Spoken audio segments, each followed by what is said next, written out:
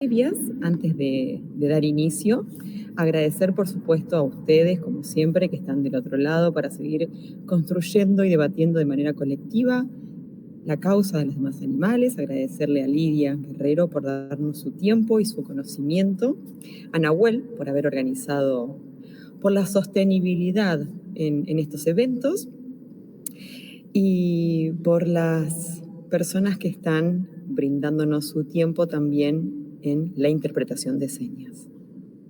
Muchísimas gracias también por eso. Quiero aclarar que yo no voy a exponer, yo simplemente voy a coordinar, voy a moderar, voy a hacer como un puente entre Lidia y ustedes, y si me tengo que ubicar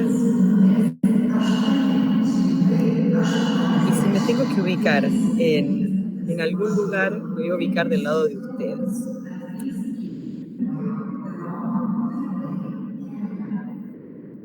Lo siento, esa era la otra aclaración.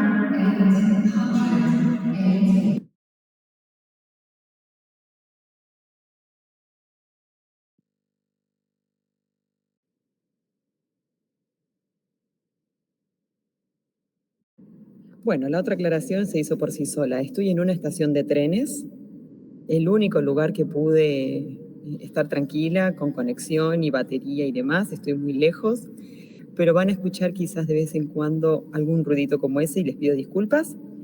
No va a ser un problema porque yo voy a desactivar mi micrófono. En algún momentito me voy a ausentar también para correr hacia el tren, porque si no me quedo a la deriva, así que también me voy a ausentar un momentito. Nahuel me va a reemplazar. Y lo que les estaba diciendo antes es que, antes de introducirla a Lidia, es que si bien siempre se aprende, o por lo menos yo siempre aprendo de cada exposición en la que participo de alguna otra manera, particularmente en esta creo que voy a aprender muchísimo porque me siento bastante desinformada desde esta perspectiva de la alimentación y del veganismo, por lo que tengo apuntado mi papel, mi virome, mis oídos bien abiertos. Hemos debatido un poco con Lidia antes, y yo me ubico un poco del lado de los oyentes que todavía, o las oyentes que todavía no están como informadas de esta perspectiva. Esto para animarlos a que puedan comentar, a que al final de la charla se animen a participar, se animen a comentar, porque eso también va a enriquecer la investigación que ha hecho Lidia, porque su marco teórico no abarca Argentina y acá probablemente seamos muchos y muchas argentinas.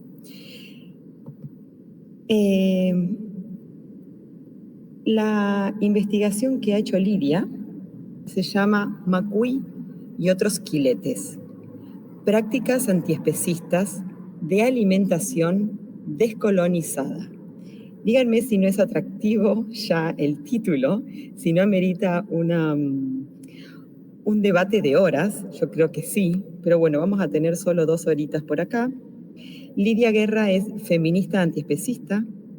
Después de una trayectoria de más de una década de trabajar en educación virtual y de activismo en contra del acoso callejero, fíjense ya la interseccionalidad, ya nos lo dice su currículum, en Guatemala, en 2020 emigró a México con sus 2 compañeros, Tom y Benito, para estudiar el doctorado en estudios feministas en la Universidad Autónoma Metropolitana de México. Allí investigó sobre las experiencias situadas, esto es un tema clave, experiencias situadas de feministas antiespecistas en América Latina. Académicamente le interesa indagar las experiencias que han vivido las feministas y que han dado lugar a que se posicionen como antiespecistas. La postura desde una perspectiva interseccional de las opresiones para construir y promover veganismos populares y los cambios ontológicos que implica el antiespecismo. Lidia nos va a contar hoy, nos va a explicar, nos va a aproximar a una nueva mirada o novedosa mirada a través de 3 procesos políticos. El primero es el reconocimiento de que el carnismo actual en América Latina es fruto de la invasión española. El segundo proceso político es veganizar recetas de las ancestras, para así poder descolonizarlas.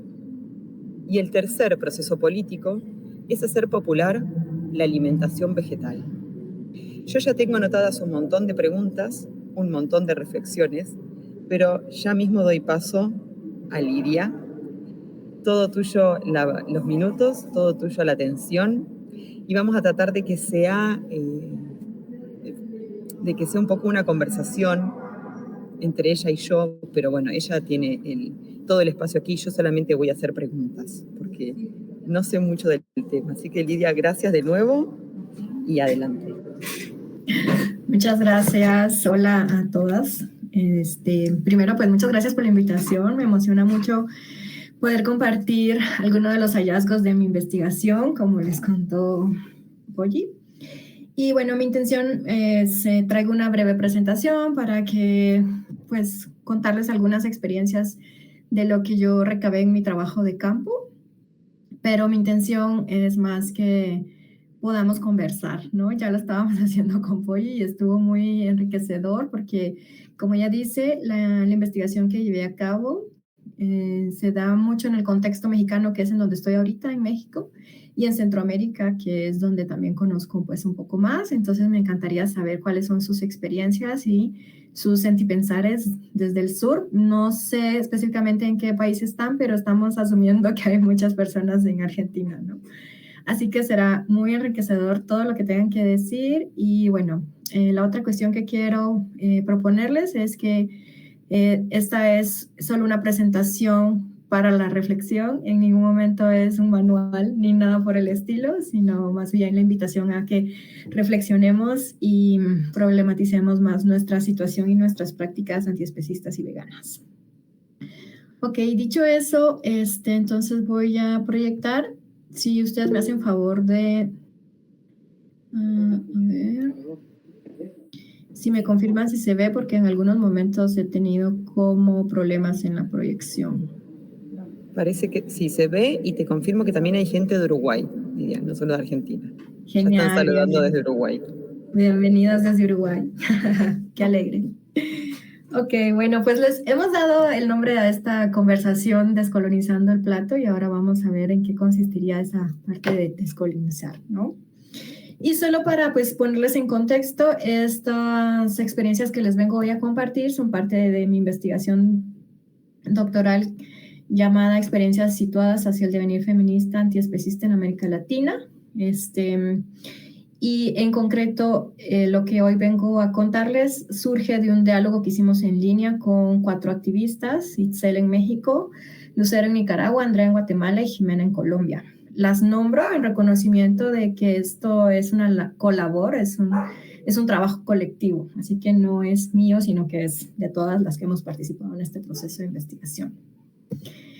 Y bueno, entonces yo lo que propongo es que la alimentación vegetal puede ser una práctica antiespecista situada. Y con todos estos adjetivos, pues vamos a irlos desmarañando en esta actividad, en este diálogo, porque pues son muchas cosas que da para mucho debate, como bien dijo Polly. Entonces, partimos en ese diálogo de la idea de que alimentarnos pues tiene varias dimensiones, ¿no? Primero está la material, que se relaciona específicamente con nuestro cuerpo, pero también hay una muy, muy importante, que es la dimensión social, que tiene que ver con nuestro contexto familiar, de amistades, con nuestro contexto territorial, incluso histórico de país, y por supuesto con las posibilidades que tenemos de adquirir ciertos alimentos, incluso con el conocimiento que tenemos. No sé cómo les pasó a ustedes el camino hacia el veganismo, pero suele ser que una de las primeras decisiones que se toman es precisamente adoptar una alimentación vegetal o una alimentación vegana o basada en plantas. Entonces, por eso creo que es importante tocar el tema, cómo nos atraviesa la alimentación desde diversas líneas y situaciones en nuestra vida. Y por supuesto, la alimentación como un acto político desde el antiespecismo es porque contribuye a develar cómo funciona el carnismo. Entendiendo el carnismo como aquel sistema que nos dice qué animales consumimos bajo el nombre de carne y qué otros animales nos acompañan, ¿no? Ahí está la foto de mi perrita Salem.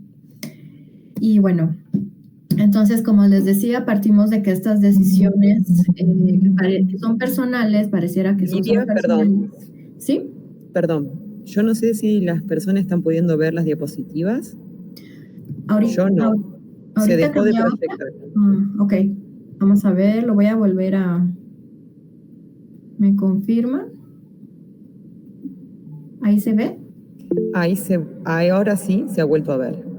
Ok, muy bien. Entonces, podemos continuar. Les decía que estas decisiones que son personales, como decidir qué comer en la cotidianidad de nuestras vidas, pues también son políticas, ¿no? Y como personas veganas o antiespecistas sabemos que pues responden a una postura ética que hemos decidido integrar en nuestra forma de vida.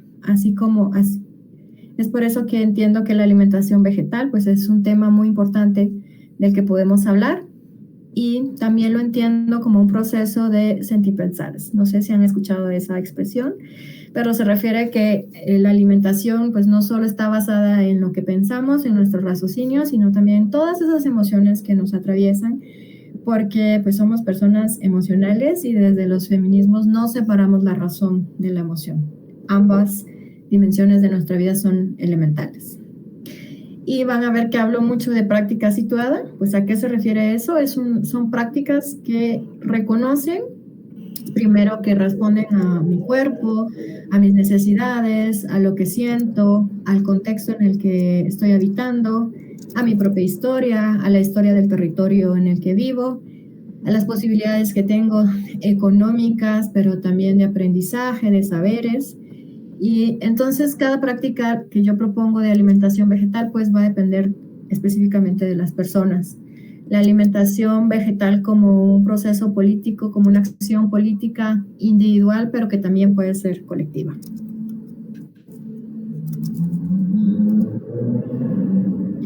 Entonces, yo lo que propongo es que hay 3 acciones o 3 procesos en los que podemos enfocarnos para visibilizar que la alimentación vegetal puede ser una acción vegana o antiespecista, y que esta acción puede ser también descolonial.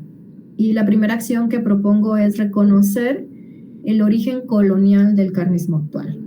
Y este reconocimiento o esta propuesta surge porque en ese diálogo que les comentaba, una de las primeras preguntas que les hice a las participantes fue ¿qué comen? ¿No? ¿Qué comen ahora que son veganas? Y pues muchas aludían a estos alimentos que tienen un significado emocional y también de pertenencia en el contexto. Es decir, que les recuerdan a las abuelas, a la familia, incluso a las amistades.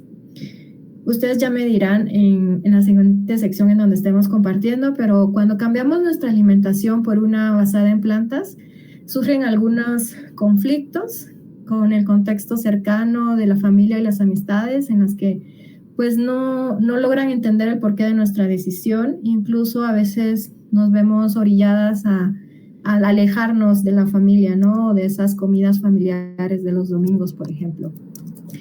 Pero la pregunta surgió porque muchas de las activistas mencionaban como los recuerdos de las comidas favoritas que las abuelas les habían hecho, ¿no? Que las mamás de sus mamás.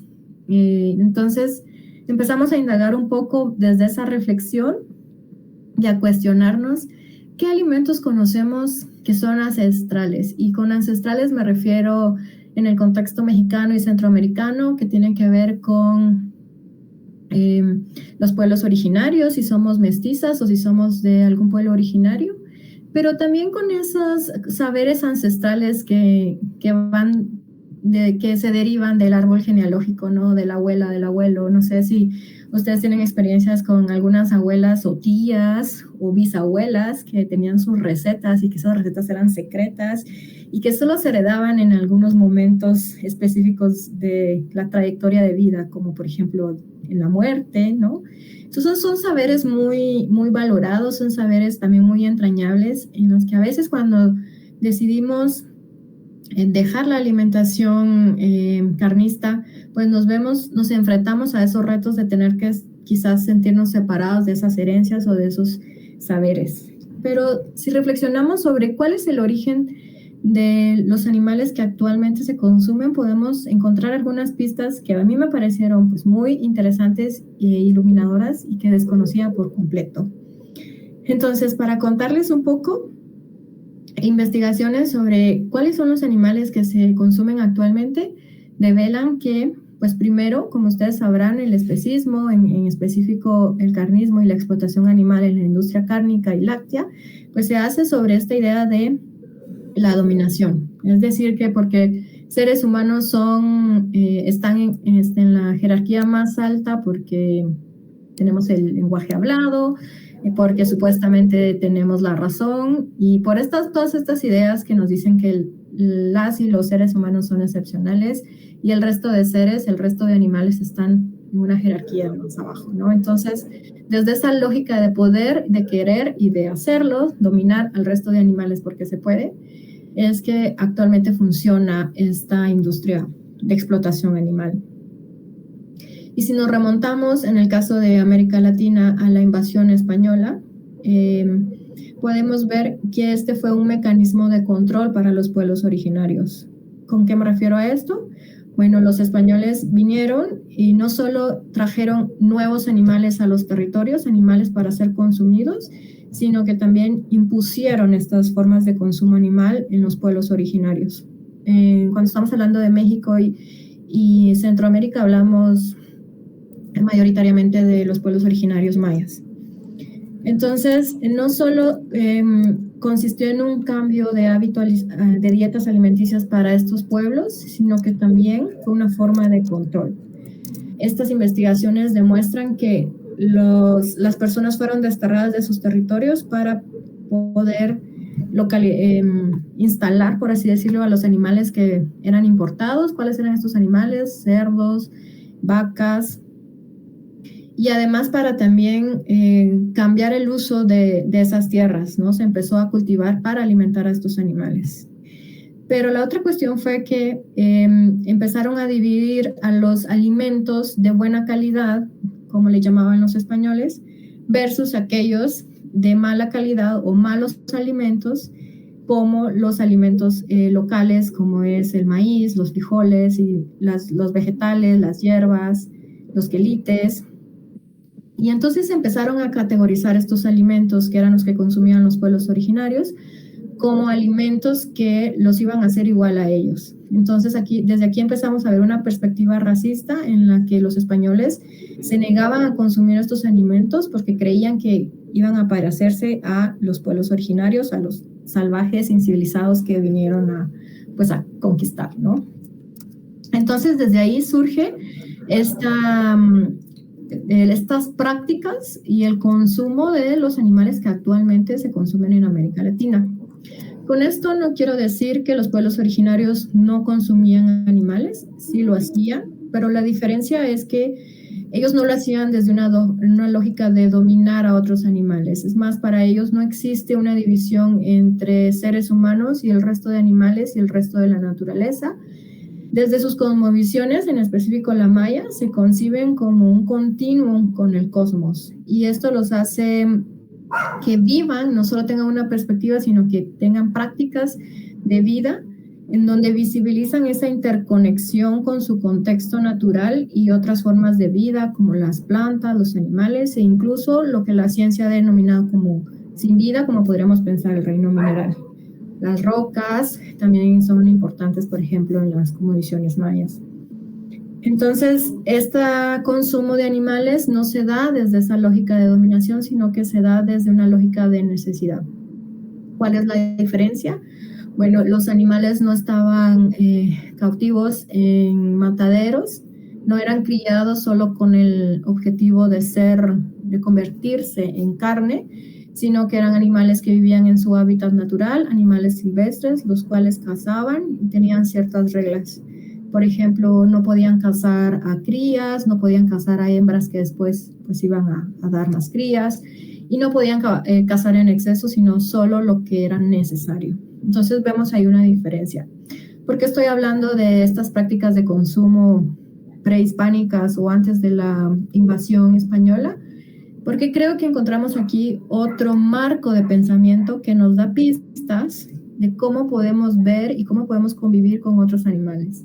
Con esto no estoy justificando esta forma de usar los animales, que podría considerarse quizás bienestarista, sino que solo quiero visibilizar que hay otras formas de pensarnos respecto a lo que nos rodea y en relación directa con otros animales. Por eso es que traigo a colación este tema, porque me pareció también muy importante para mí, como mestiza, acercarme a esos otros conocimientos ancestrales que el racismo me ha vetado. Y bueno, entonces tomando en cuenta que en estos territorios, antes de los españoles, no se consumían estos animales actuales, vacas, cerdos, sino que se consumían otros que ya no se consumen ahora, eso me da también la puerta o la oportunidad para visibilizar que estos hábitos de consumo cambian con el tiempo. Y es así entonces como propongo que acercarnos a estas otras recetas que conllevan los saberes ancestrales, por ejemplo, de los pueblos originarios, pero también de las mamás, de las abuelas, de las tías de mi árbol genealógico, me permite desde una perspectiva descolonizarlas. ¿Qué quiero decir con eso? Bueno, en primer lugar, ampliemos qué es veganizar. Veganizar para mí es como hacer apto un alimento o una acción o un recurso apto para veganos o veganas, ¿no? Es decir, dejar de lado cualquier ingrediente de origen animal, ingrediente entre comillas, ¿no? Y es decir, que sea basado en plantas. También desde una perspectiva entendiendo que muchos de estos productos basados en plantas también han conllevado algunos procesos de crueldad animal, ¿no? Es algo complejo que después también podemos seguir debatiendo. Entonces, desde una perspectiva descolonial, veganizar estas recetas significaría para mí volver a la receta original. ¿Qué significa volver a la receta original? Pues es indagar precisamente en estas recetas, en la historia de estos alimentos. Ya me contarán ustedes cómo es en Uruguay y en Argentina, pero por ejemplo en Centroamérica y en México a veces decimos somos mujeres y hombres de maíz, porque el maíz es una de las bases de la alimentación. El maíz, el frijol, los chiles en el caso de México, y otros alimentos que encontramos en casi todos los meses del año y que están pues muy accesibles para la mayoría de la población. Con estos alimentos... Perdón, Lidia. ¿Sí? Perdón, voy a meter un comentario. Tenemos gente de Perú también. Que si se anima quizás, claro, que si se anima quizás también a participar desde este lugar en este punto, no sé si querés que lo pueda hacer ahora o luego, pero ya están saludando también desde Perú. Creo que puede tener mucha importancia también. Sí. Y de nuevo, agradecer al grupo LSA por la interpretación de señas, preguntarles si van bien o si quieren que hablemos más despacito. Muchas gracias. Sí, bienvenidos desde Perú. Me encantará saber qué alimentos consumen ahí que les recuerda estas historias y estos saberes ancestrales. Precisamente eso es lo que me interesa más, ¿no? Por ejemplo, sé que en Colombia, en Sudamérica, no es tanto el maíz, pero sí podría ser la papa, la yuca, ¿no? Así que me encantará saber qué comen. Y creo que la presentación ya no se ve de nuevo, ¿verdad? No, es que es muy raro, no sé por qué me pasa eso. La vuelvo a poner. Bueno, en Colombia dicen que es como dices. Te vas a llevar bastante información. Sí, ahora podemos ver la presentación. Ahora sí, ¿verdad? Ok, bueno. Ustedes me dicen si dejan de verla, por favor. No sé por qué pasa eso. Y bueno, entonces es como regresar a esa receta original. Y lo que yo propongo también es, pues no solo indagar la historia, sino que también entablar diálogos con estas otras mujeres que siguen cuidando y resistiendo ante estos otros conocimientos, ante estas otras prácticas que han querido borrar esos conocimientos, ¿no? Es acercarnos a otras mujeres, es también reivindicar el conocimiento y las prácticas de cuidado de vida que durante generaciones han tenido, porque precisamente la alimentación es una de esas prácticas del cuidado de la vida. Entonces, es verlo desde una perspectiva en donde yo reconozco otros conocimientos. Y cuando me refiero a descolonial es porque también me estoy acercando a otras formas de conocimiento, a otras epistemes, como pueden ser las de los pueblos originarios. Y por mi cercanía, pues en esta investigación yo he enfocado estas propuestas a las cosmovisiones mayas, a lo que pues los pueblos mayas dicen. Entonces el objetivo es pues entablar estos diálogos y al mismo tiempo contribuir a develar el especismo, ¿no? Muchas veces, pues como les decía, una de las estrategias que encontramos es quizás alejarnos un poco, muchas veces por salud y paz mental, ¿no? Por salud mental. Y entablar estos diálogos no necesariamente son fáciles, dependerá de cada persona, de cada contexto, pero en la medida que podemos hacerlo, podemos ir develando cómo estas prácticas especistas de explotación animal se fueron instaurando, incluso imponiendo, como hemos visto, en las sociedades y actualmente, ¿no? Y lo que me interesa mucho también visibilizar es que así como antes de los españoles, los pueblos mayas consumían animales como algunos, por ejemplo, tapires, monos, algunas aves, serpientes, insectos, que quizás no es lo que ya está normalizado en la actualidad. Eso me da la pauta para proponer que pues precisamente la alimentación es una cuestión cultural y que nos da la posibilidad de cambiarla, ¿no? Para mí ahí es encontrar una pequeña puerta muy esperanzadora y proponer, pues antes se comía esto, ahora muchos de esos animales que se cazaban en su hábitat natural ahora están protegidos por leyes, no así con los que están actualmente explotados en granjas y en mataderos. Entonces podemos ver esos cambios culturales y de hábitos de consumo. Entonces es algo que se puede cambiar, no es algo inamovible, es algo que nosotros como sociedad construimos. Y entonces yo lo que propongo con esta veganización de las recetas de las ancestras, de las abuelas, es que desarrollemos una contrahistoria o una nueva narrativa sobre nuestra alimentación desde una postura antiespecista, pero también descolonial, en donde evidenciamos precisamente la herencia colonial de estas prácticas. Y bueno, en ningún momento quiero decir que este es un proceso sencillo, es un proceso complejo, porque es darnos cuenta, así como quizás cuando empezamos con el veganismo, es darnos cuenta de muchas formas de violencia que tienen la historia de nuestros territorios, ¿no? Entonces son procesos muy complejos y de nuevo contextualizados totalmente, dependen del contexto y de nuestras posibilidades.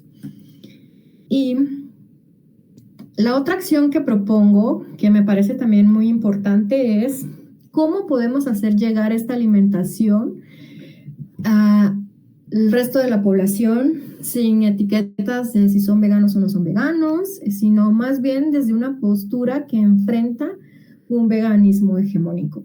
Y yo lo llamo aquí hegemónico porque algunas otras activistas o personas lo llaman como veganismo blanco, pero eso puede dar lugar a malinterpretarse y creer que son estas prácticas veganas de personas que se leen como blancas.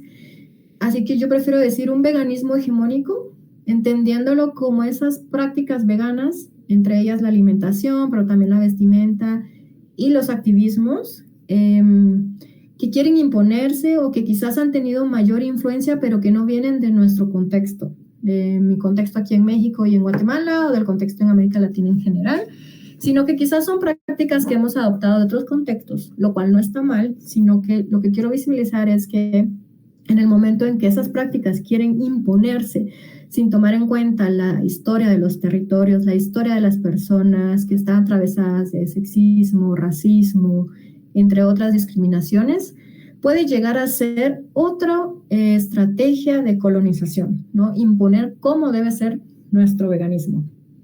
Entonces, yo me acerco más a las propuestas de Martina Davidson y de las feministas en los estudios críticos animales, que muchas vienen desde Argentina y desde el Suramérica, de América, para proponer que primero los veganismos son en plural. No hay un solo veganismo que sea una verdad absoluta que todos debemos seguir, como si fuera un dogma, sino que son veganismos en plural porque son situados, dependen del contexto y que pretenden, o que más bien su intención es llegar a ser populares, es decir, a ser accesibles a la población. Yo creo que en algún momento de nuestra experiencia como veganas hemos escuchado como ser vegano es una cuestión de clase o es muy caro, y esto tiene que ver precisamente con estas ideas de que deberíamos de consumir como personas veganas, y está muy relacionado todos esos productos basados en plantas que son procesados y que también son importados. Y no digo que no sean ricos Y no estoy diciendo que yo nunca los consuma, sino que no son accesibles, reconozco que no son accesibles para toda la población. Entonces, cuando hablamos de veganismos populares, estamos hablando de prácticas, y en específico ahora estamos hablando de prácticas de alimentación que respondan a los contextos que son muy complejos, que están atravesados por diversas violencias y discriminaciones en los contextos de América Latina. Y que, como hablábamos con Polly antes de esta actividad, en un mismo país podemos encontrar realidades tan diferentes y diversas que responden a privilegios de clase, privilegios económicos, incluso privilegios en el acceso a alimentos, ¿no? Entonces estamos hablando de una alimentación que respete esas historias, que responda a las necesidades de las personas, tomando en cuenta que muchas veces no es accesible ciertos alimentos, sobre todo los que son procesados con este sellito de vegan, ¿no? Y por otro lado, reconocer que hay diversos veganismos desde el contexto de América Latina me permite reconocer estos otros saberes de los que estábamos hablando cuando hablamos de volver a la receta original. Y no solo es en cómo se preparan los alimentos y ciertas comidas, sino que también cómo se producen esos alimentos. Conocer un poco más sobre la historia propia del territorio que habito y la situación actual del acceso a los alimentos. Reconocer otras prácticas de cultivos que son comunitarias, que son solidarias, que son más accesibles, que conforman y crean comunidad.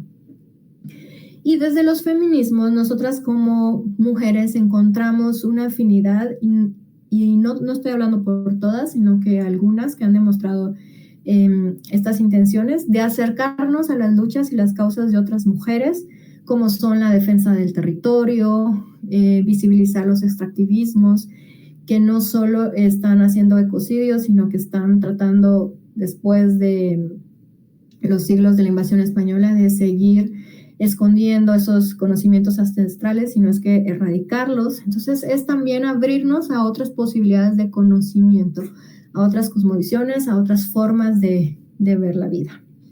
Entonces, en resumen, estas son como las 3 acciones que yo propongo, y pues me encantaría escuchar sus preguntas, sus comentarios. Me encantaría saber qué es lo que comen en sus países, que estos alimentos que quizás se encuentran. Una buena pista es eso, ¿no? Como alimentos que se encuentran durante todo el año o solo en ciertas temporadas. Me encantaría saber más de qué es lo que piensan ustedes a partir de sus experiencias. Y bueno, solo antes de dejar de compartir, también los invito a que sigan mi proyecto de investigación en Instagram como Feministas Antiespecistas AL de América Latina, y les dejo mi correo por si quieren seguir estos diálogos después.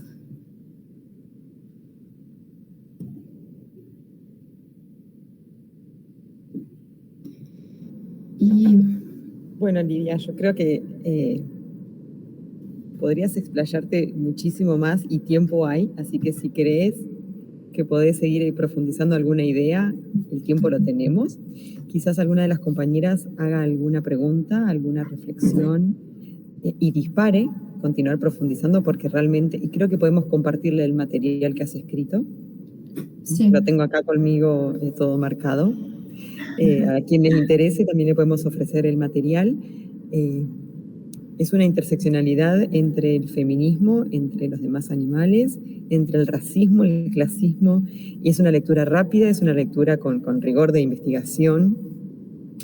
Y a mí siempre lo que me gusta aclarar es que la pregunta no, en donde sea y con el objetivo que sea, por más que se entienda la pregunta, como le decía Lidia antes por WhatsApp, yo ya no pregunto qué comemos, sino a quiénes nos comemos.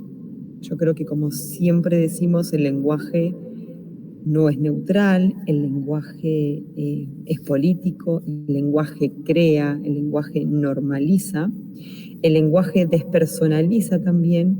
Así es. Entonces, decir qué comemos saca del centro a las víctimas más importantes de nuestra alimentación. Entonces, yo siempre prefiero usar, las invito a reflexionar, de preguntarnos a quiénes nos comemos, sobre los cuerpos de quién está basada nuestra alimentación. Eso por un lado.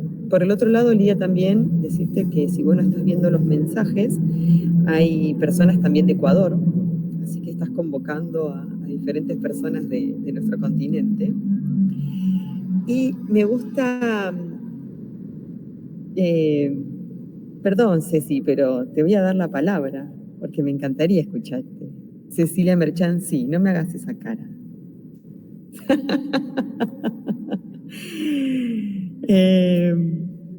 Ella pertenece, entre otras cosas, a Corriente La Colectiva.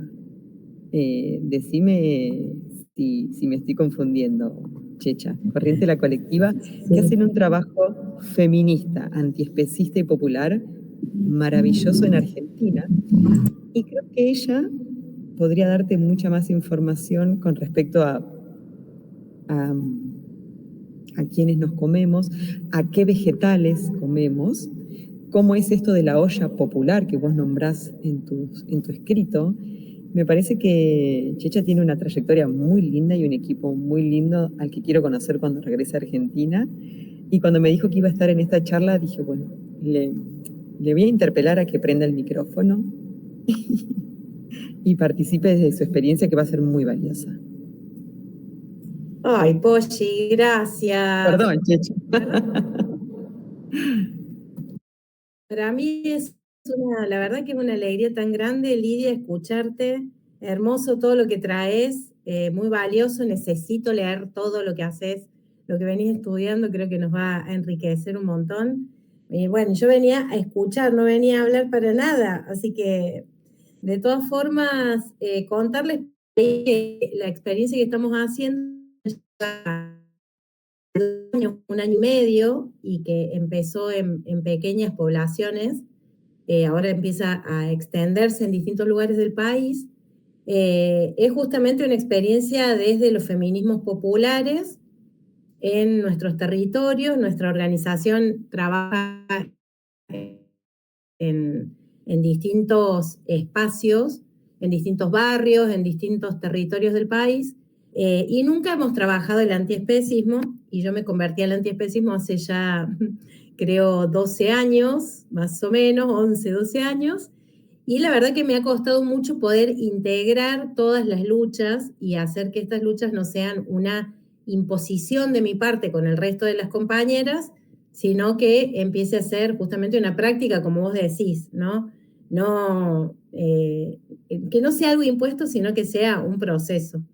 Y lo que empezamos a hacer el año pasado fue, a partir de que alguien me ofreció, en nuestro país tenemos mucho problema, y sobre todo en esta etapa, para conseguir alimentos, ni hablar de alimentos buenos, en distintos barrios, en distintos territorios, donde hay mucha pobreza ya desde hace muchos años, pero que ahora se vive mucho más. Entonces, nosotras que venimos de esa práctica de armar la olla popular en los 90, cuando no había alimentos, y en esa olla obviamente que poníamos animales, en esta etapa el objetivo es que podamos hacer ollas donde no haya animales, donde no, como dice Polly, donde podamos mirar desde otro lugar a quienes nos comemos, y que a la vez hagamos un proceso decolonial como el que vos nos planteás. Entonces creamos un proyecto que se llama Mi olla, mi decisión. Conseguimos que una ONG que daba alimentos, por supuesto frescos decían, pero donde había animales, nos ofrecieron eso y yo le dije que sí, que le aceptábamos ese dinero, pero si podían ser solo vegetales. Dijeron sí, no hay problema. Entonces ahora tenemos, ya ahora son 300 familias, alimentos todos los meses durante ya casi 2 años, que son unas bolsas espectaculares de todo tipo de alimento, y hacemos ahí. No solamente tenemos una compañera médica, vegana y una nutri, sino que además hacemos nuestros talleres donde desde nuestro feminismo vamos viendo qué comemos, por qué comemos, qué significa, etcétera, etcétera, etcétera. Y la verdad que el proceso es de una riqueza enorme, y desde en un país como el nuestro, donde creemos que lo tradicional empezó desde la colonización. Es muy rico poder ir también a esto más, a qué había en nuestros originarios, ¿no? De la tierra, qué pasaba antes de la colonia, y en eso cuento esto y ya corto, y después podemos intercambiar porque es hermoso y la experiencia me apasiona. Cuando decimos, ¿qué vegetales conocemos? Las jovencitas que nacieron en los barrios argentinos dicen lechuga y no conocen otra. No, es impresionante y alucinante. Y todas las que nacieron y vivieron en Bolivia y viven en Argentina, y entonces ahí mismo podemos ver cuáles son nuestros orígenes, ¿no? Ahí mismo podemos recuperar recetas, como decís vos.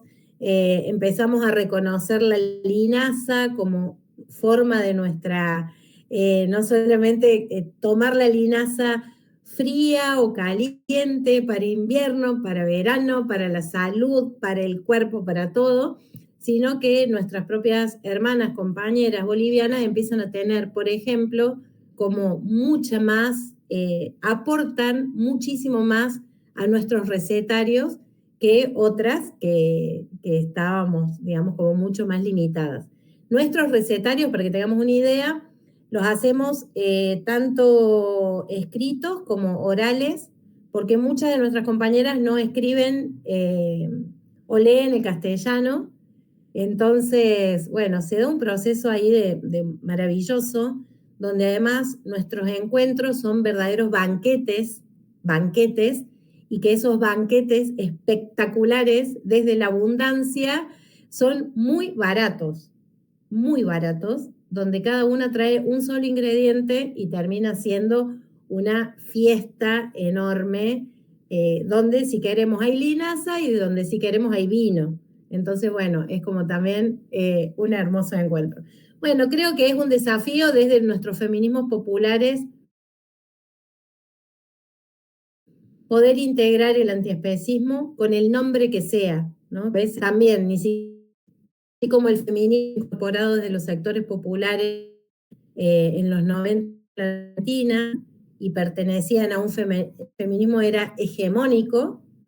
El antiespecismo también, en la Argentina todavía se difunde o se conoce desde espacios más hegemónicos, y creo que está muy bueno que hagamos estas experiencias populares y muy imperfectas. Son experiencias muy imperfectas, como todo lo que hacemos de los sectores populares. Así que bueno, por ahí vamos, y bueno, yo encantada, feliz de conocerte, a Polly, que la amo, y a todos quienes están acá, de poder encontrarnos, para mí es maravilloso. Así que bueno, Polly, no sé, hasta ahí llego, lo que quieras. Te agradezco, Checha. Te enganché, pero la verdad que yo quería que contaras tu experiencia porque a mí me fascina, de verdad, yo soy una gran admiradora y quería que Lidia conociera también, además del resto de las personas, porque creo que quizás sos una de las personas que le puede brindar ese tipo de información que, por ejemplo, yo no la tengo. Yo le decía a Lidia, yo necesito saber, a ver, ¿y qué opinan las demás personas? Por ejemplo, si tenemos un veganismo hegemónico y un veganismo popular y descolonizador, más allá de que yo en mis activismos y en mi vida personal y política intento interseccionalizar y nunca jamás dejar cuestionarme nunca nada, yo no me puedo ubicar en un veganismo popular. Sería muy hipócrita de mi parte si yo me ubico en un veganismo o en un antiespecismo popular. A veces sí, pero a veces estoy más influenciada por el hegemónico. Entonces le preguntaba a Lidia si se da algún gris entre, como para no caer en polarizaciones, ¿no? Y qué implica, o sea, si estar como para no estar ni de un lado ni del otro, pero sí problematizar desde dónde hago activismo, desde dónde tengo una alimentación basada en plantas, nunca dejar de cuestionar cómo puedo seguir quitando opresión y reconocer la historia que tiene. Bueno, un montón de preguntas que le hice a Lidia antes de esto, pero yo creo que al menos perdón.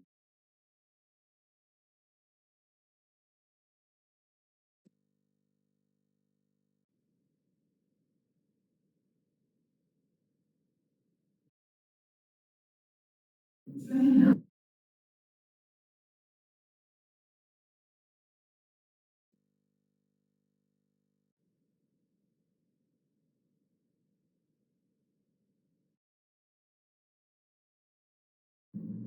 iba a aturdir y las iba a aturdir acá la persona que habla en la estación del tren.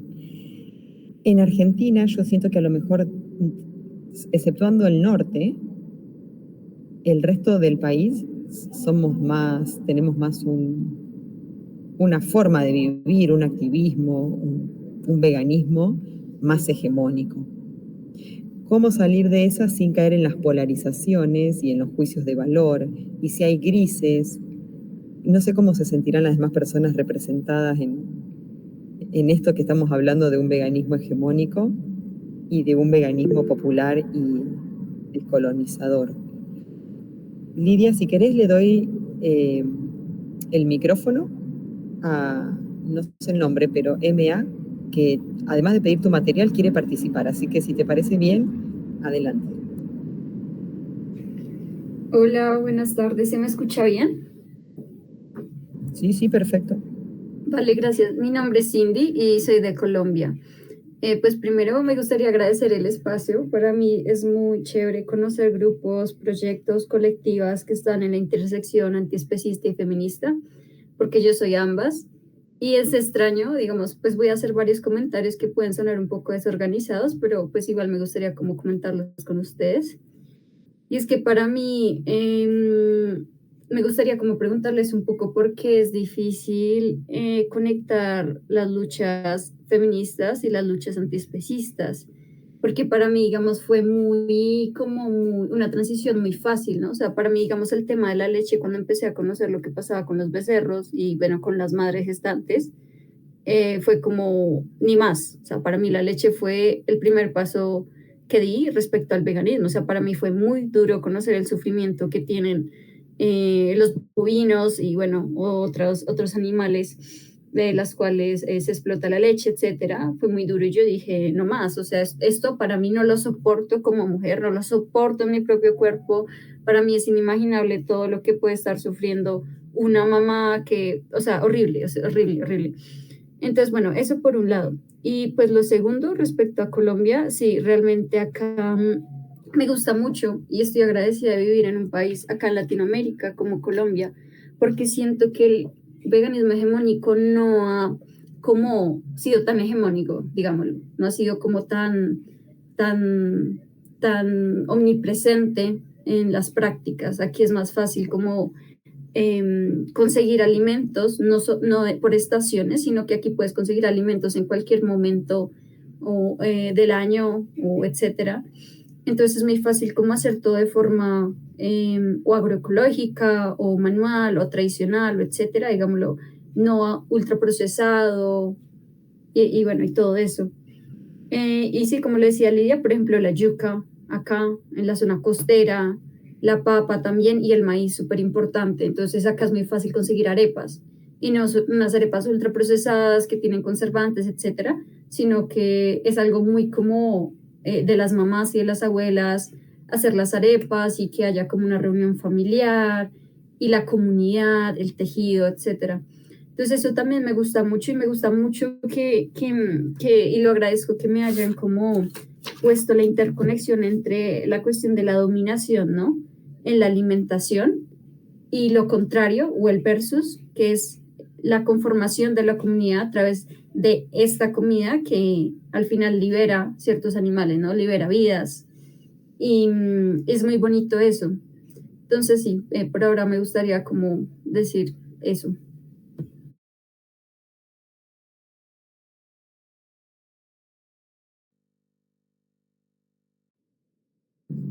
Lidia. Bueno, pues primero muchas gracias por sus participaciones. Cecilia, mucho gusto. Me encanta el proyecto, me encanta el nombre. Me voy a mi decisión. Me encanta. Voy a seguirles. No sé si tienen redes sociales, pero ahí me pongo en contacto contigo.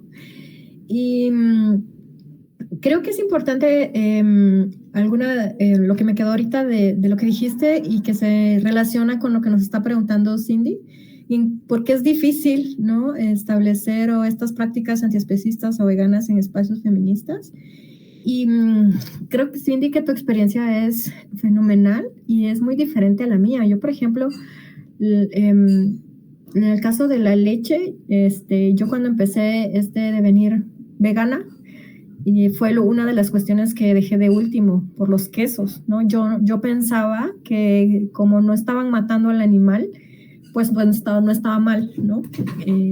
Los quesos para mí también tenían una relación afectiva, emocional con mi familia, porque era un alimento con el que me identificaba con mi papá, era como encontrar ese vínculo con él de decir, vamos a comernos unos quesitos fundidos, ¿no? Entonces tienen mucha historia desde ahí, mucha historia familiar. Mi papá ya no está vivo, entonces fue algo que yo decía, es como algo que él me dejó. Entonces, por eso les decía que la alimentación, para mí, desde mi experiencia, es un proceso muy complejo, porque no es solo el alimento y mi cuerpo, sino que tiene esta dimensión social, familiar.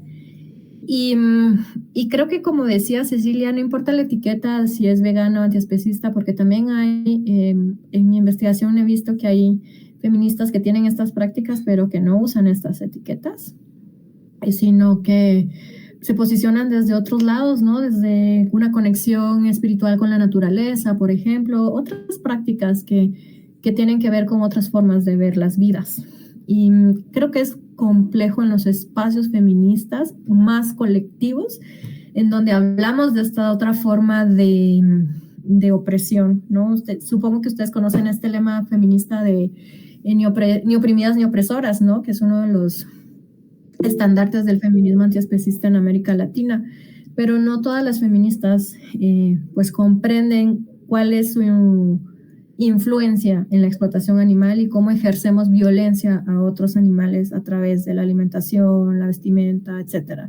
Entonces creo que no es tan fácil en todos los espacios feministas colectivos. Quizás individualmente puede ser pues una historia muy diferente cada una, pero algunas llegamos por ciertas vivencias que, así como a ti, Cindy, te dejaron ver como lo que sufría otro animal y decir, pues voy a renunciar a esto, ¿no? En mi caso no logré como entablar una relación de qué tenía que ver mi feminismo con ser vegana. Yo al principio no le encontraba esa relación y precisamente cuando al fin lo encuentro, de ahí surgió mi interés en investigar cómo había sido para otras feministas estas experiencias, ¿no? Y precisamente en Colombia, Cindy, sí conozco este proyecto de la olla vegana en Bogotá, que me fascinó, y en este diálogo que les comenté estuvo participando Jimena, una de las pues fundadoras o de las activistas que es parte de este proyecto hermoso, que también tienen otro proyecto que se llama El Recreo. Ahí en el artículo que les compartí lo pueden leer más sobre esto, que también se trata de procesos formativos para infancias sobre qué es antiespecismo, desde esas edades tan cruciales como es desde la infancia. Y la experiencia de crear este proyecto de una olla popular durante la pandemia para hacer accesible la alimentación a otras personas en necesidad, pero desde esta postura antiespecista. Entonces ese proyecto fue el primero que conocí, y ahora que conozco el de Cecilia estoy encantada. Así que muchas gracias por compartir estos proyectos, y me gustaría saber también qué opinan el resto de las que están aquí y que se posicionan desde el feminismo sobre si es complejo o no hablar de estos temas en estos espacios, o cómo lo vivimos individualmente, ¿no? Desde mi investigación les puedo decir que para algunas feministas es precisamente identificarse con las violencias que sufren otros animales, desde esos cuerpos violentados, con las experiencias propias muchas veces de violencia sexual, y de decir, bueno, a la vaca, no quiero consumir una vaca que la violaron y le robaron su leche, y porque tiene que ver con una experiencia personal de la feminista. Entonces, hay muchas formas de entablar esa intersección entre feminismos y antiespecismos, y son muy enriquecedoras porque son muy variables. Así que si alguien más tiene otra experiencia o opinión sobre por qué puede ser complejo encontrar esta relación, me encantaría escucharles.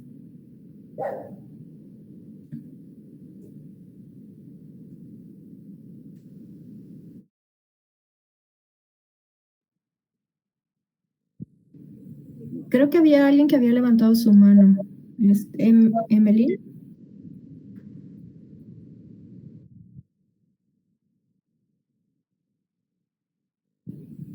te escuchamos, Melin.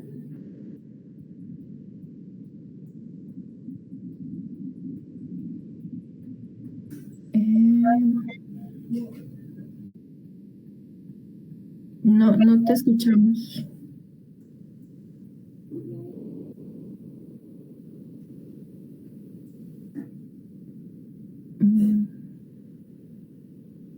Ok, no sé si podrías revisar tu micro, Emily.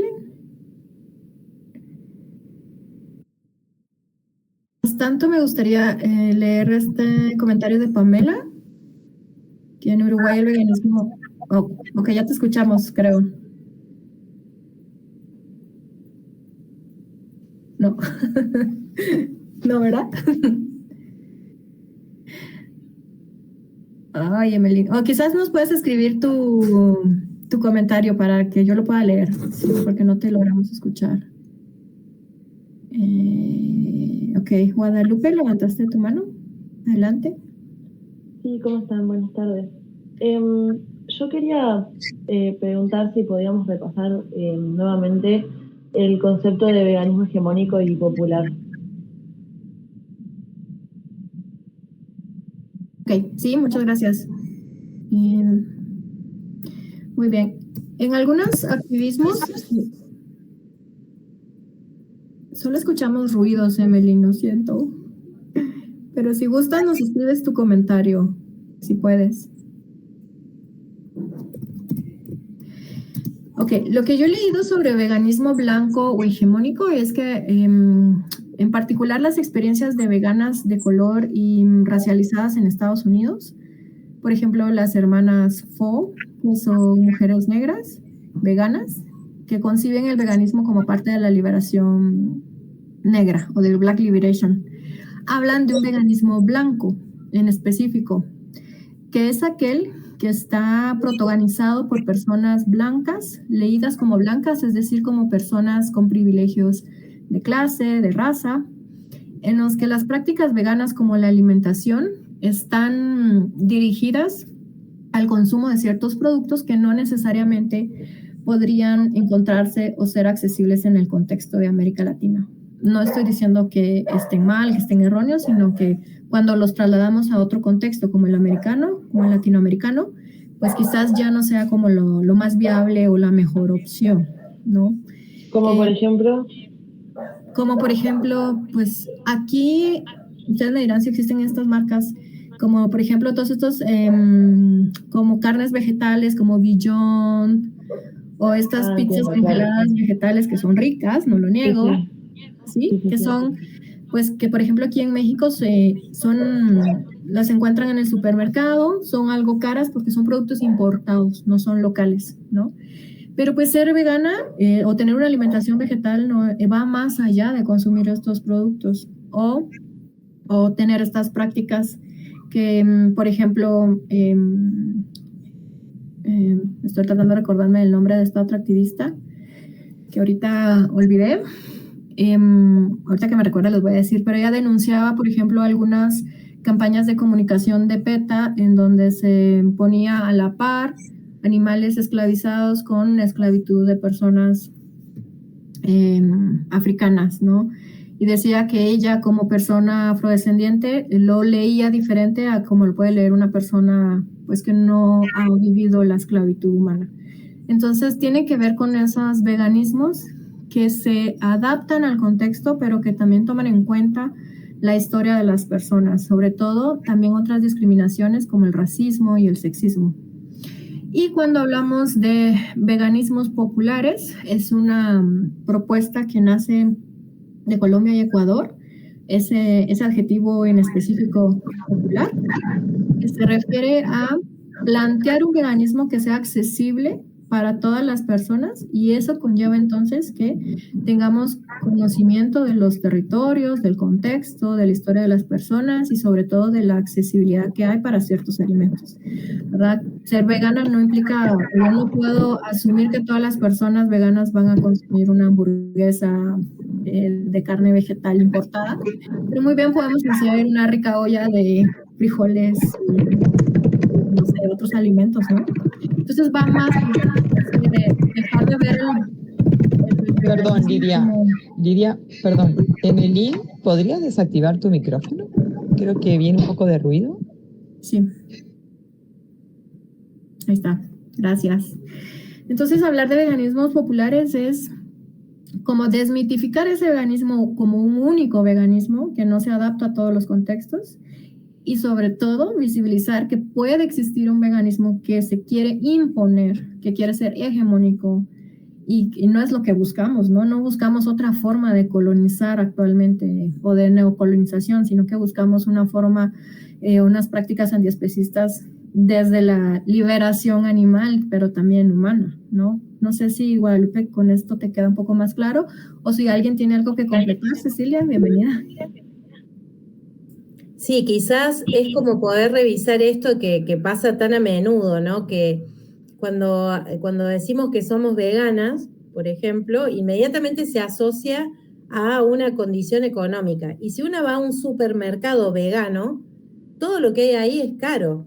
Es muy caro, en general, o sea... Claro, es lo que yo digo siempre, es como claro, que hay un Guada, concepto de... exacto, Sí, sí. entonces es como poder ver que con 1 kilo de lentejas, con 1 kilo, a veces, por ejemplo, una persona que no tiene recursos económicos va a tener muchas menos condiciones de comer lo que elegimos otras que sí tenemos los recursos para comprar. Pero a veces viene una bolsa que da el gobierno, por ejemplo, de alimentos, donde la mayoría de la gente no sabe qué hacer, por ejemplo, con los garbanzos. Entonces, poder trabajar, ¿qué hacemos con esos garbanzos? Que es lo más rico que tenemos dentro de esa bolsa que nos dan, de ese bolsón, es un montón.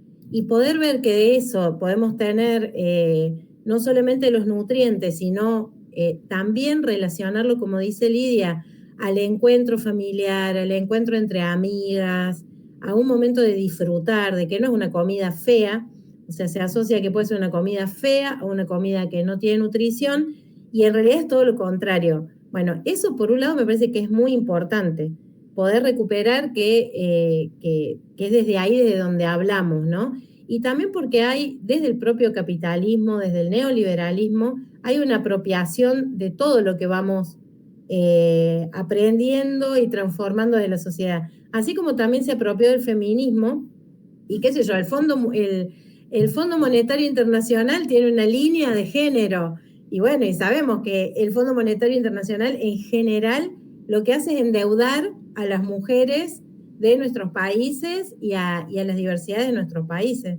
Y sin embargo tiene esa línea. Bueno, creo que con el antiespecismo y el veganismo ocurre exactamente lo mismo. Se empieza a apropiar, y ese también es un veganismo hegemónico, que por un lado se apropia de nuestras banderas, las transforma y las hace inaccesibles también para el común, para todas las imperfectas que andamos por el mundo. O sea que, Perdón, ¿cómo es eso de la línea de género del Fondo Monetario Internacional? ¿Me lo puedes repetir? No, que esto que hay las grandes corporaciones tienen líneas, digo, el Fondo Monetario Internacional, que todas lo vamos a conocer rápidamente, pero también las grandes corporaciones económicas tienen líneas fuertes que hablan de, no sé, marcas de gaseosa, tienen líneas de incorporar, por ejemplo, mujeres y diversidades, y no les importa para nada cómo destruyen el territorio, el agua de un montón de mujeres y diversidades. Ah, claro, entiendo. Bueno, eso es un poco antropocentrismo Correcta. también. ¿Cómo? Perdón. Eso es un poco antropocentrismo también, va como de la Claro. mano. Es todo, es cómo se toma, cómo hace para mí el sistema perverso de apropiarse de nuestras banderas y hacerlas propias de ellos.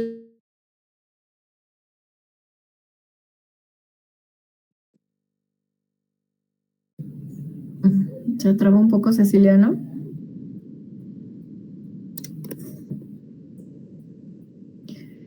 Me parece que se le fue a Ceci. Sí, estaba súper interesante lo que estaba diciendo, lo cual coincidimos. Hay un libro que se llama Afroísmo, son 2 hermanas. Las que hermanas. hablan de... Ajá. Sí, ¿lo has leído, Lidia? Sí, sí. Bueno, corregime si me equivoco, pero en cuanto al vínculo con la explotación de personas racializadas, pero se puede aplicar a todo, ellas le ponen un concepto que es este tipo de cambios que absorbe el capitalismo y lo apropia y lo devuelve de una manera seductora, ¿no? Es como estética era la palabra, Lidia, que ellas hablan. Era como una transformación estética, como refiriéndose a como superficial. En realidad al final nada cambia. Ya. Ceci, estábamos hablando de un libro que te lo voy a recomendar, te lo voy a pasar, se llama Afroísmo. Tiene que ver un vínculo entre el veganismo, o en realidad la explotación animal, el racismo y el feminismo. Es hermoso. Es un libro hermoso y habla un poco de esto, conceptualiza como estos pequeños no cambios, como un cambio que no es un cambio, es algo superficial, como estético. Una cosita estética para que al final no cambie nada, pero parece que cambió. El micrófono, Ceci. Activate el micrófono. Un ejemplo muy concreto es las líneas de hamburguesas de animales que sacan su línea de hamburguesa vegetal. O las líneas de mayonesa que sacan su línea vegetal. Entonces, esto que plantea Lidia, de poder volver a nuestras propias recetas y ver y a nuestra propia, a una alimentación que realmente nos nutra en todos los sentidos, es poder ver quién hace también ese alimento, de dónde viene ese alimento. No es lo mismo comer la verdura que comprarla ya procesada. No es lo mismo comprar esa mayonesa que hacer una veganesa, nosotras, digamos. Bueno, todo eso es también como, me parece que habla de cómo nos colonizan, ¿no? Justo. Yo tengo otro ejemplo también. Yo viviendo en Guatemala, pues la mayor parte de mi vida la he vivido en Guatemala, y ahí son muy populares los aguacates, la palta para el sur. Y bueno, los que son muy populares son los aguacates mexicanos, ¿no? Ya sabemos que vamos al mercado, que eso es otra cosa que hablábamos con Polly. Yo, por ejemplo, en Guatemala no tenía tanto acceso a los mercados, sino que era más fácil ir a un supermercado de una tienda de estas de cadena internacionales y comprar ahí los alimentos, ¿no? No es tan fácil ir a un mercado donde están las personas vendiendo sus propios productos, y bueno, tiene que ver un poco con la accesibilidad, también con la violencia, etcétera. Pero bueno, cuando íbamos a los mercados buscábamos los famosos aguacates mexicanos. Y es que son parte importante de la dieta en general en la población guatemalteca. Y cuando vengo aquí a México hace 4 años, pues yo fascinada, porque aquí encuentro primero en cada esquina un puestecito donde venden vegetales, ¿no? Sin necesidad de ir a un supermercado. Pero luego, poco a poco me fui enterando de toda esta realidad que conlleva la producción del aguacate, y fue para mí pues muy triste, porque se puso de moda estas tostadas de aguacate o avocado toast, y que muchas personas, influencers en las redes sociales, empezaron a promocionar el pan tostado con aguacate, que saben ni por cuántas décadas hemos consumido, pero ahora de una forma estilizada, como lo que estaba explicando Polly, de una forma estilizada que da cierto también estatus, o como un alimento vegano muy cool, o incluso te lo venden carísimo en un restaurante.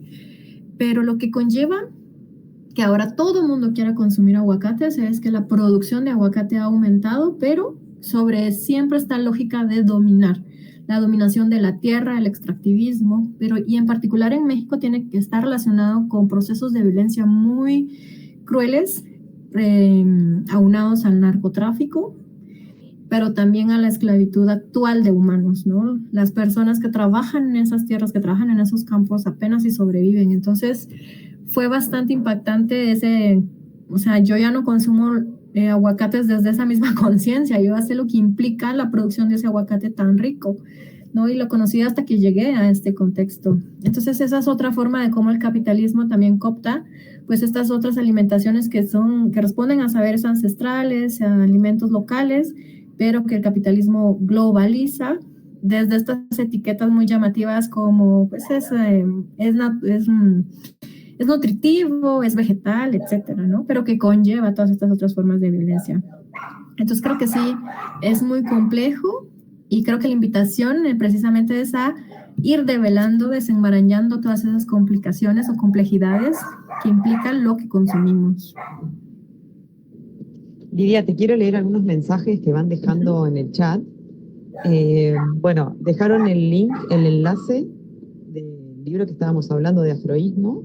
Entiendo, yo no lo puedo abrir desde el celular, pero entiendo que Pamela nos compartió ese enlace. Les recomiendo ese libro, es precioso. Otra de las personas comenta que en cuanto a esto, el marketing capitalista también consiste en absorber las disidencias, se maquilla la realidad.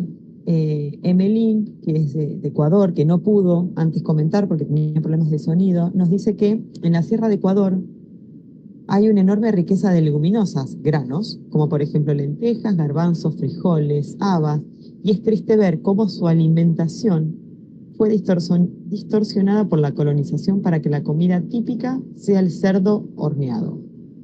La gente ignora que alimentándose a base de esas deliciosas leguminosas no le hará falta proteína, sin contar con la quinoa también. Siento que es un tema de educación nutricional objetiva también. Y el tema de la B12, aclara, ella misma ha documentado a las farmacéuticas, claro, en ferias ganaderas vendiendo la B12, y hasta la B15, que no la conocía yo, a millares, para inyectarla a los animales, porque sabemos que la B12 en los animales es inyectada. No existe interés ni política alguna para justamente hacer accesible la B12 para poblaciones vulnerables, que la ingieran directamente sin pasar por la explotación animal. Ese es otro tema muy polémico y muy real. Gracias, Emelín, por traerlo a la mesa. Justo, y también lo mencionaba Cecilia cuando presentó el proyecto de la olla popular y me recordé mucho, por ejemplo, de mi mamá, que ella creció en un ambiente rural, en una aldea, y hasta la fecha ella sigue consumiendo ciertos caldos. Con mi hermana, cuando éramos chicas, le decíamos, tú comes esos pastos, ¿no? Esas cosas, esas hojas verdes que nosotras no queremos comer. Y lo que tú contabas, ¿no? Que hay muchas, para algunas personas jóvenes no conocen otros alimentos más que la lechuga, ¿no? Y por eso yo a este artículo le nombré como macuy, porque precisamente es una de las hierbas que a mi mamá le encanta consumir en caldo y que es algo que en un espacio urbano o en la ciudad, pues es algo que ya no se consume. Pero ella pues lo sigue recordando y yo así por eso lo conozco, y ahora que yo soy vegana pues también me ha abierto estas otras posibilidades de alimentos que antes no conocía y que discriminaba. Y lo relaciono también con lo que dice Emelín, con las leguminosas. Por ejemplo, en Guatemala consumir frijoles en lugar de carne es una cuestión que se ve como de estatus de clase. Entonces te discriminan si solo comes frijoles y no tienes acceso a otros alimentos como, pues, cadáver de un animal. Entonces también tiene una cuestión ahí atravesada de clase y de recursos socioeconómicos que conllevan a la discriminación. Me recuerdo que cuando era niña, si yo llevaba de refacción o de merienda un panito con frijoles, no era lo mismo llevar un pan con jamón, ¿no? Ya, pues ya escondía mi pan con frijoles porque me daba pena, no era jamón. Entonces, justo eso es parte de la herencia colonial, de cómo identificar estos alimentos ancestrales como en menos, ¿no? Como en, es mejor un embutido, es mejor lo importado que lo que conocemos aquí localmente. Entonces, gracias, Emelín, por tu comentario. Eso me hizo recordar que yo ahora que soy vegana, pues conozco más alimentos y también me he dado la oportunidad de consumir muchos más vegetales que antes no consumía, que ni siquiera sabía que existían, ¿verdad? Porque tienen como esta etiqueta o solo se consiguen en ciertos lugares fuera de estos supermercados de cadena. Bueno, es histórico el vínculo entre el consumo de animales con la clase, la etnia y el género. Es histórico. No creo que todavía eso lo hayamos podido sortear, evidentemente. Pero por el otro lado, el veganismo es de élite, o sea, hay como una contradicción y hay en el mismo relato de ellos, ¿no? Porque, bueno, mi pregunta o mi reflexión, y donde yo siempre doy vuelta, es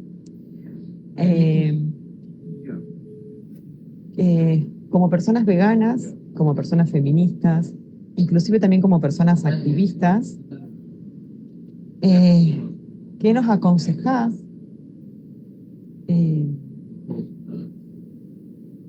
hacer en nuestro día a día, en nuestros activismos? Todo activismo está bien, todo activismo es necesario. Digo, para que no quede en una reflexión y en nuestra vida personal y politicemos y socialicemos esta información descolonizadora de la alimentación basada en plantas. Desde mi postura activista de siempre es la pregunta. Bueno, es una pregunta compleja. Solo me gustaría que después también leamos el comentario de Pamela, que está un poco antes del que leíste de Emily, porque me gustaría preguntarle algo. Pero respondiendo, la verdad es que no, yo honestamente no me siento capacitada para aconsejarles. Yo lo que les puedo decir desde mi experiencia es que yo sí tomo una postura que se me ha facilitado desde los feminismos, que es una postura interseccional, la cual me permite ver esas conexiones que hay con otras opresiones, con otras formas de opresiones que quizás mi cuerpo no está viviendo, porque, por ejemplo, no soy una mujer racializada en el contexto guatemalteco, como lo es una mujer maya, por ejemplo. Por supuesto que voy a ser una mujer racializada en otro contexto, quizás en el europeo, pero en el donde yo estoy ahorita no. Entonces, desde la interseccionalidad de las opresiones, esto me permite ver esas interconexiones y yo no creo que cualquier activismo vegano esté bien si contribuye a otras formas de opresión humana o no humana, ¿verdad? Para mí sí hay una incongruencia ahí entre todos estos activismos que pretenden la liberación animal a causa de la opresión o a costa de la opresión, mejor dicho, de otras personas humanas. Entonces creo que, no estoy diciendo que sea fácil, pero creo que sí tenemos que encontrar una congruencia, como la hemos encontrado desde los feminismos al oponernos a la explotación de otros cuerpos de animales, ¿no?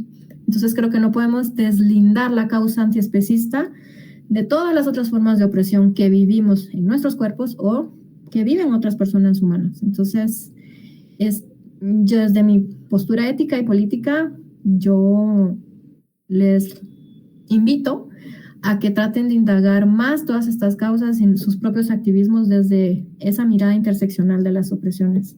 Porque como los ejemplos que nos daba Cecilia, actualmente no podemos deslindar todas estas prácticas veganas sin tomar en cuenta el capitalismo, los ecocidios, las crisis ambientales que vivimos, el sexismo, el racismo, o sea, todo está intrínsecamente relacionado de una u otra forma porque responde a estas formas de dominación a través de diferentes sistemas. Entonces creo que esa es mi invitación, ¿no? A que analicemos y también como lo hablábamos, pues ya hay algunas situaciones de nuestro contexto en las que estamos forzadas a vivir con esas contradicciones, ¿no? Por el momento no tenemos respuesta a todo, pero creo que tener como esa audacia de siempre andar como alertas y indagar un poco más sobre qué queremos lograr a través de nuestras prácticas y activismos, creo que pues podría contribuir a nuestro objetivo, que es la liberación animal, sin olvidarnos que también las personas humanas pues somos animales. No sé qué opinan los demás.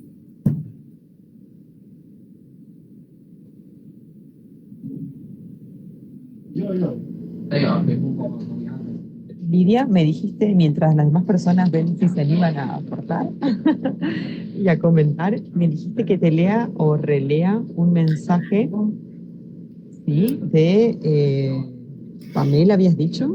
Sí, es que Pamela escribió, pero no lo hemos leído. No sé si lo ubicas, si no lo leo yo acá.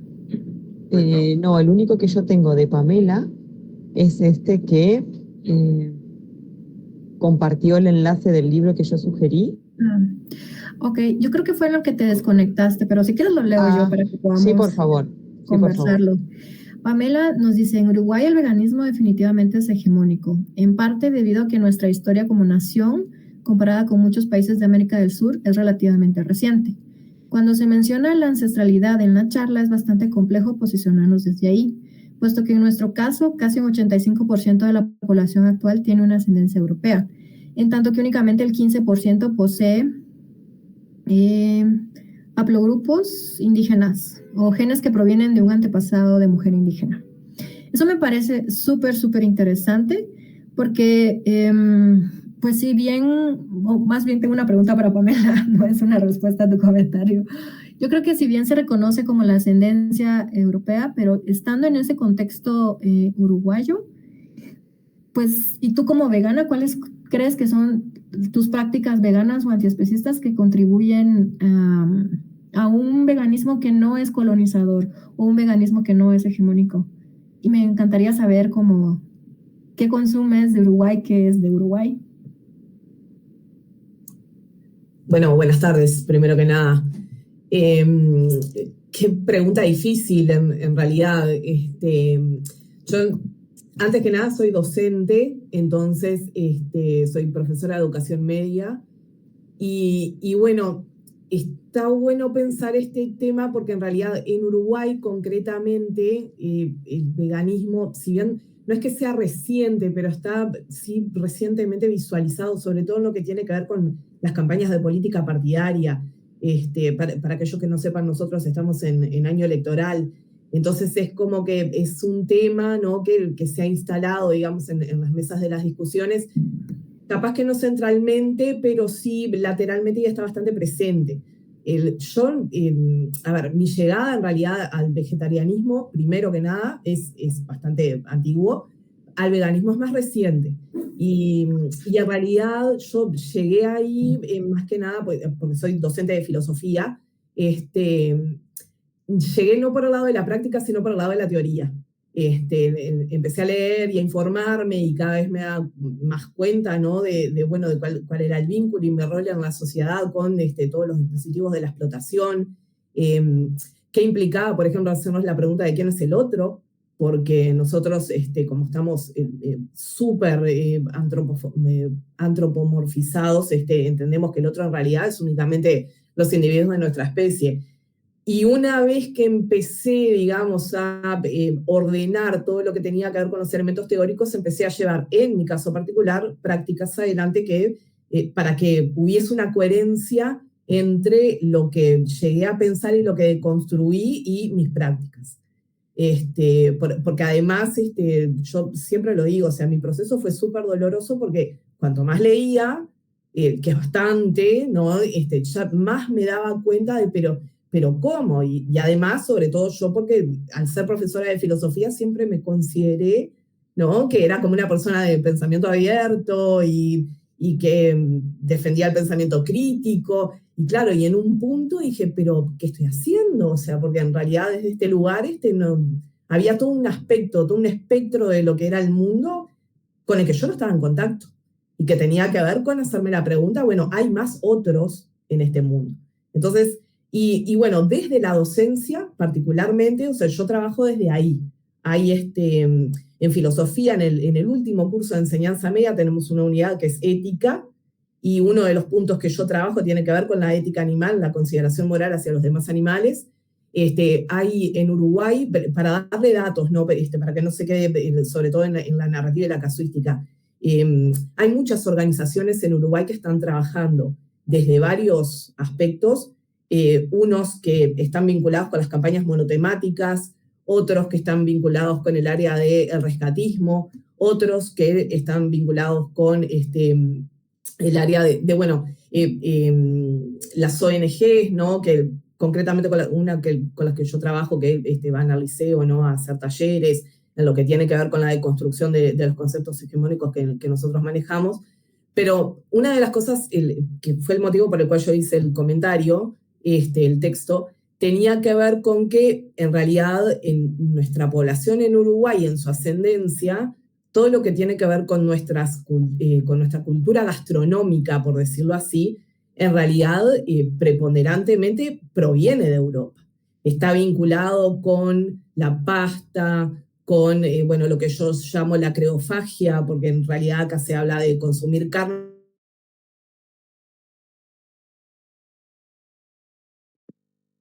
asado uruguayo, por ejemplo. Y esto es por un lado, ¿no? Y por el otro lado, lo que tenemos que, bueno, la base del cereal en Uruguay es el arroz. Pero en realidad, o sea, todo lo que tiene que ver con los cereales, las legumbres, los distintos vegetales, son como el complemento de. al otro que hayas puesto en tu plato, que es o bien el ganado vacuno o el pollo o el cerdo que se consume en menor medida. Entonces, ¿por qué yo considero que es hegemónico? Porque en realidad, si bien tenemos pequeños emprendedores, ¿no?, para colaborar con lo que tiene que ver con esto de la economía, porque en Uruguay tenemos una fábrica, al menos de las que yo conozco, que fabrica productos procesados veganos, y sí es económicamente oneroso.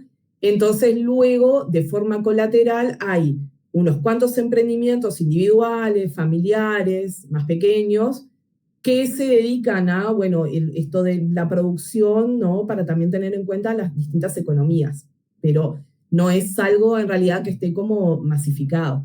Entonces, a la hora, por ejemplo, de, bueno, modificar tus prácticas diarias, ¿no?, de cara a lo que es el veganismo, y que dentro de esas prácticas incluye la dieta, porque uno de los aspectos en los que nosotros desde la educación hacemos mucho hincapié es que el veganismo no es solo la dieta, es parte de... Y esto también se ha utilizado como propaganda negativa, de cara, ¿no?, a esto que yo mencionaba, de que el capitalismo absorbe la disidencia, la transforma y la devuelve, ¿no? Pero justamente para llevar, nosotros decimos, agua para su molino, en realidad.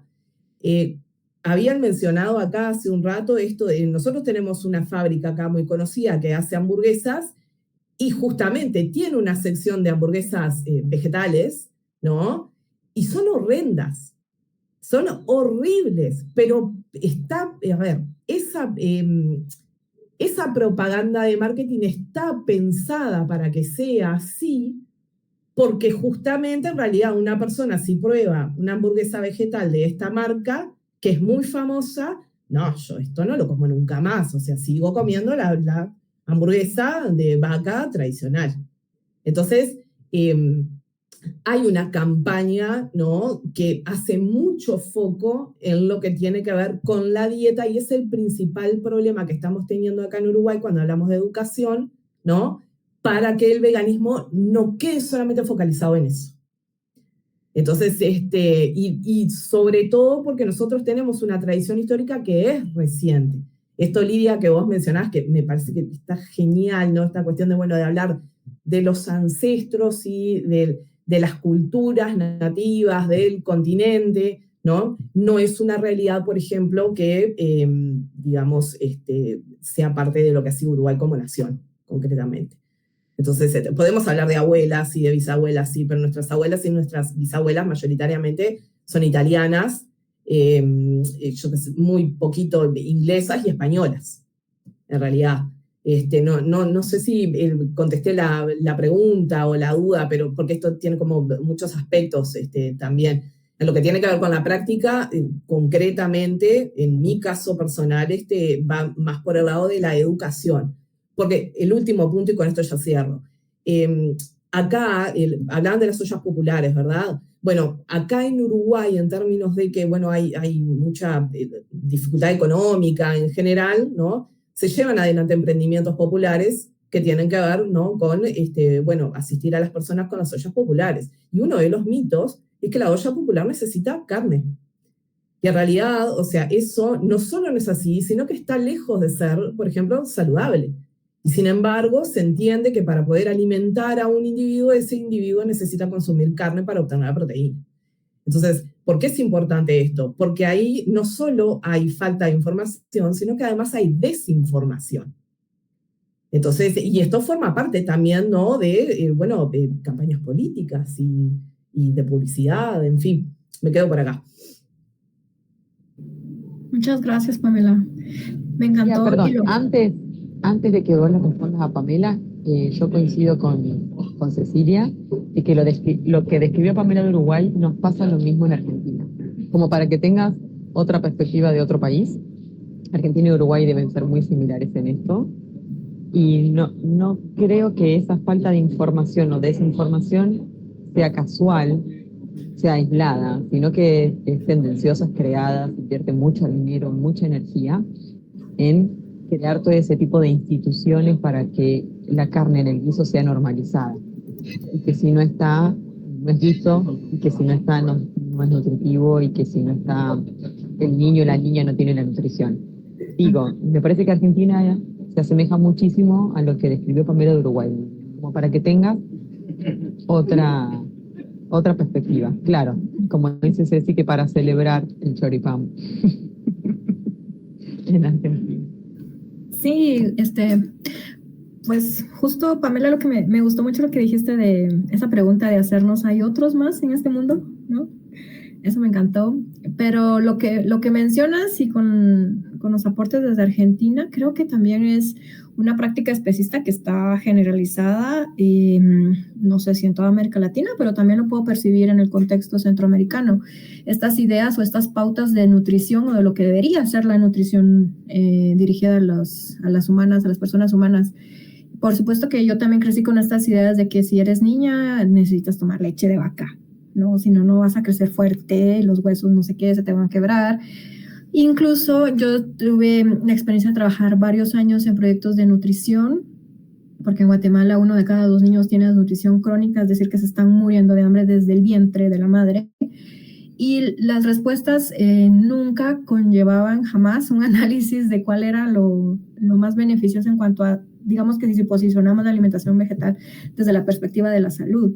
Incluso se alientaba a que personas, a que poblaciones mayas consumieran productos que no eran pertinentemente culturalmente pertinentes para ellos. Entonces, había proyectos de cooperación internacional en donde les llevaban una barrita tipo granola con ingredientes que no se van a consumir. Pueden ser muy nutritivos y sí podrían favorecer a salir de la desnutrición, pero pues no tenían pertenencia cultural, no se iban a consumir, mientras que el amaranto, por ejemplo, no sé si lo conocen ustedes, es súper nutritivo y se cosecha en las tierras en Guatemala, y a veces si la semillita cae en una esquina, meses después ahí está la planta, sin mayores cuidados, porque es una planta autóctona, ¿no? Entonces, sí, todas estas ideas con las que crecimos de qué es lo que debemos consumir, este sistema carnista que nos dice que si, por ejemplo, yo recuerdo mucho cuando hablo de ollas y caldo, siempre se me viene a la mente el famoso caldo de res o el cocido, pues que si no tiene el pedazo de carne no es como que, pues no es nada, ¿verdad? Los vegetales no son nada, son, como tú decías, un complemento. Cuando yo empecé mi transición alimentaria a ser vegetariana, la alimentación era más fácil para mí decir, bueno, deme todos los complementos, que yo con eso voy a ser feliz. Pero pues son alimentos que supuestamente no son tan nutritivos o no te llenan o no te dan lo suficiente, ¿verdad? Entonces creo que es interesante lo que mencionas desde la educación, cómo podemos empezar a cambiar estas ideas y a posicionar las legumbres, como mencionaba, no me acuerdo quién, como un alimento principal ya en sí, ¿no? Que tiene proteínas, o como otras formas de alimento vegetal que también tienen las proteínas, o entender que no existe realmente una proteína animal, sino que es una proteína vegetal que estamos consumiendo a través del cadáver del animal. Eso es, quizás a los niños no podemos llegarles con esas palabras, no lo sé.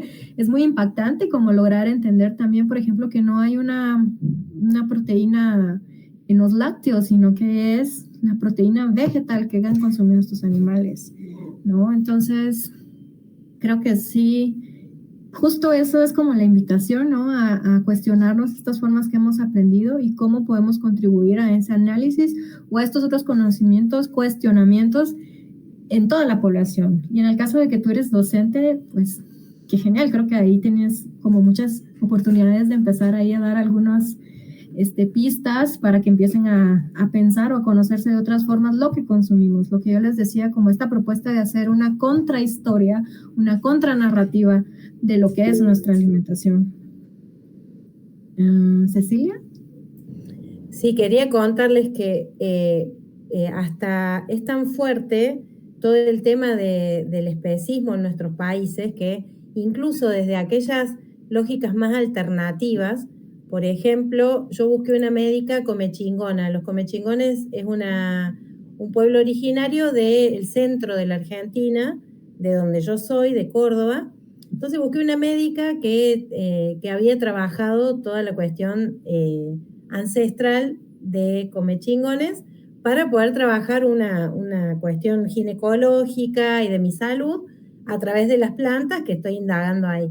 esa médica que había hecho todo ese estudio, todo ese trabajo, pretendía que yo tome caldo de hueso. Entonces cuando le explico el por qué no y que no hubo forma de que ella entienda, o sea, no podía integrar esta perspectiva antiespecista a incluso la lógica de los comechingones. Yo le decía, no sé qué huesos comían los comechingones también.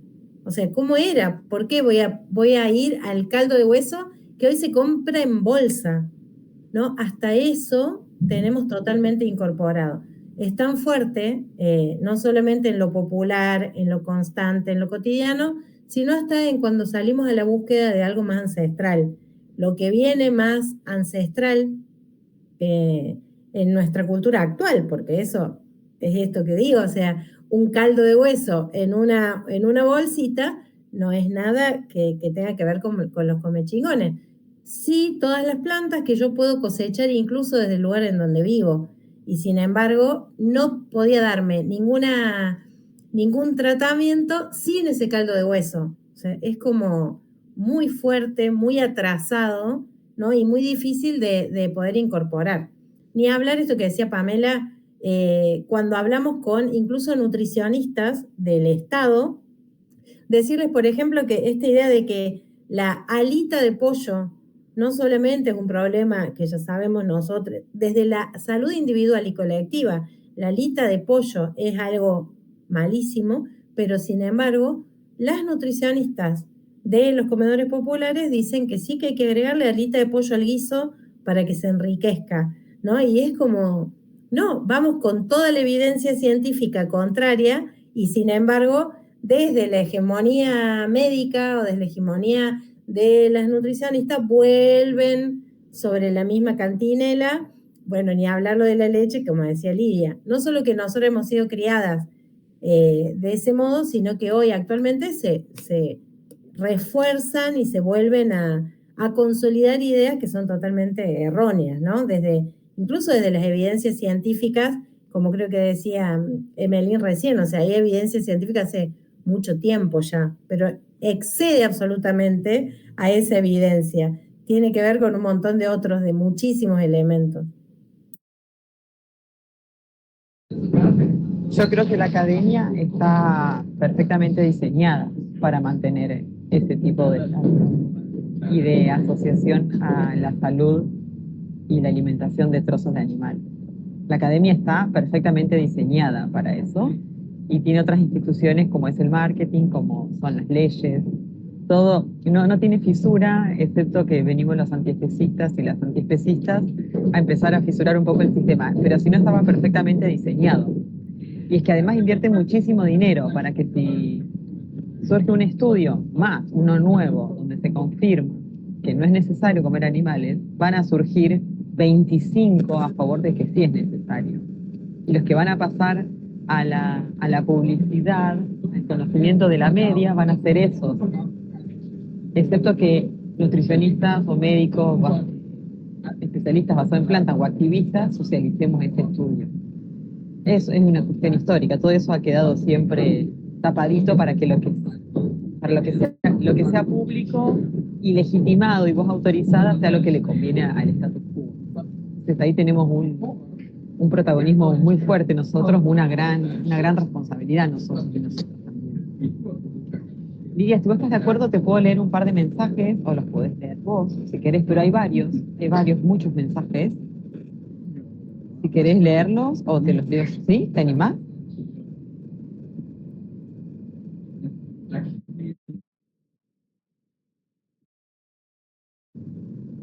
Activa el micrófono, Lidia.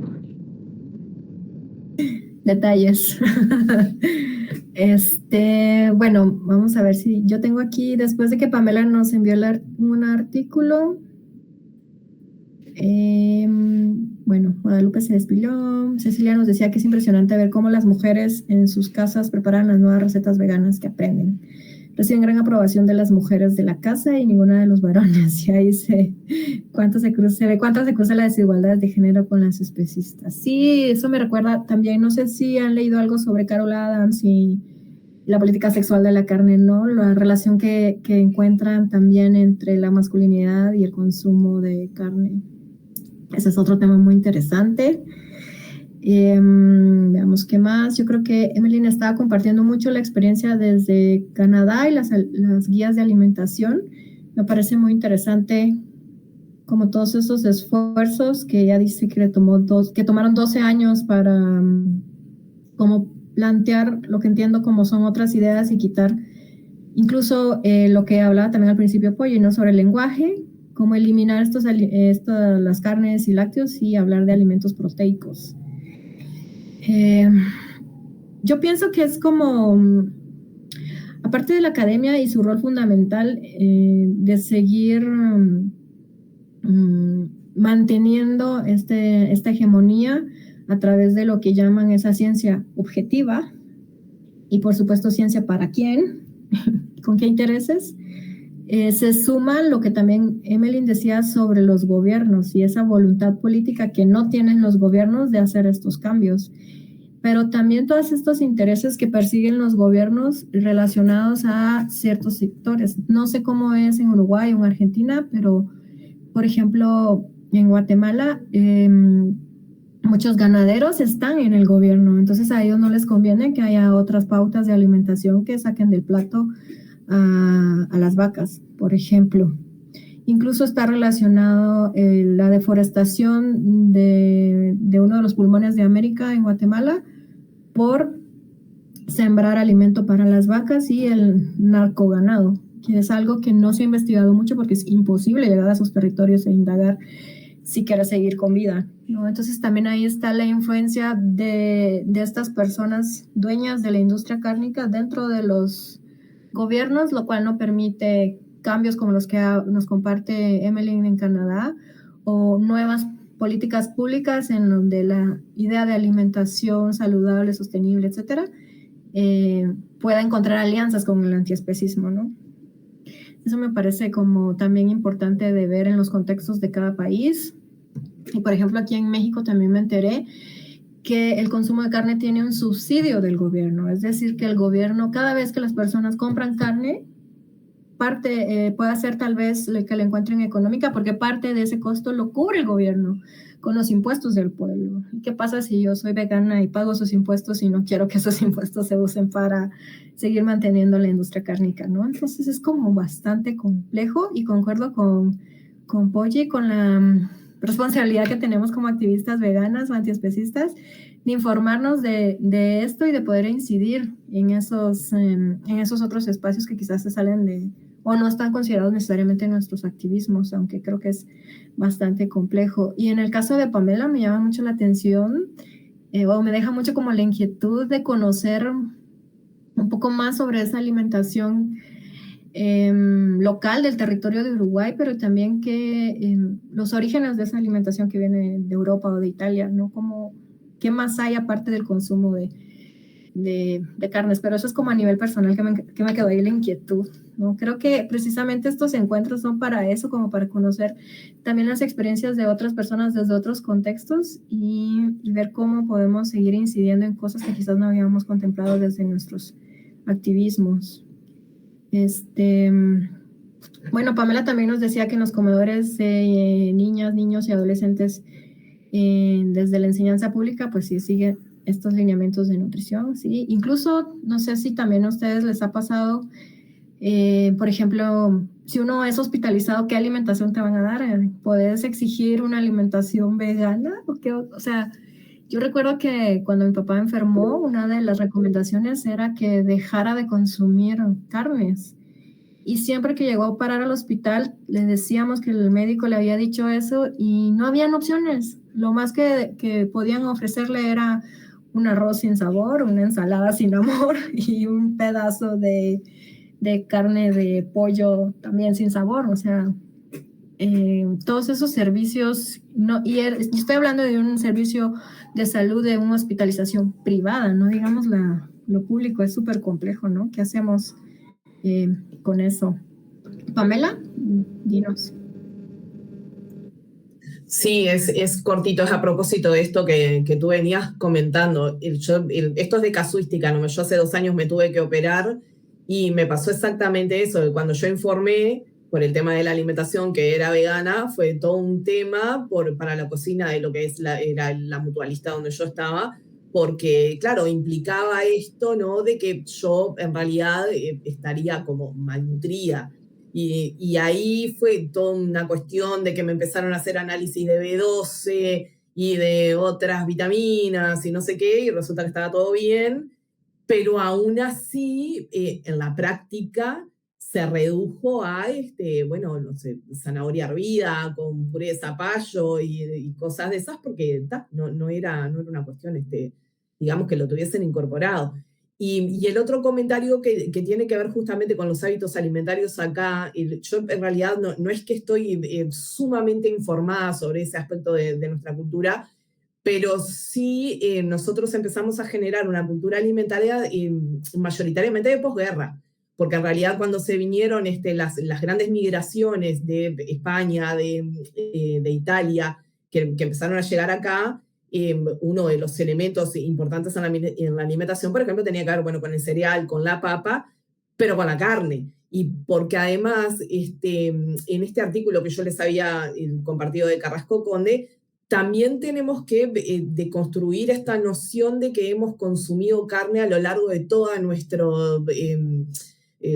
cuestión evolutiva, porque eso no es así, es más bien algo reciente, ¿no? Y con todo lo que implica en Uruguay una industria que está abocada a ello, que es lo que genera, ¿no?, la participación de las grandes presiones de los ganaderos, que en realidad se encuentran en todas las áreas de la política, y bueno, y cómo eso en realidad genera una propaganda, una información, hábitos, pensamientos, ¿no? Y que son masivos, en realidad. Que vuelva a lo mismo, no es tanto a veces por la falta de información, porque hay en todos lados, basta entrar en Google para leer, sino por la desinformación que se genera a partir de ahí.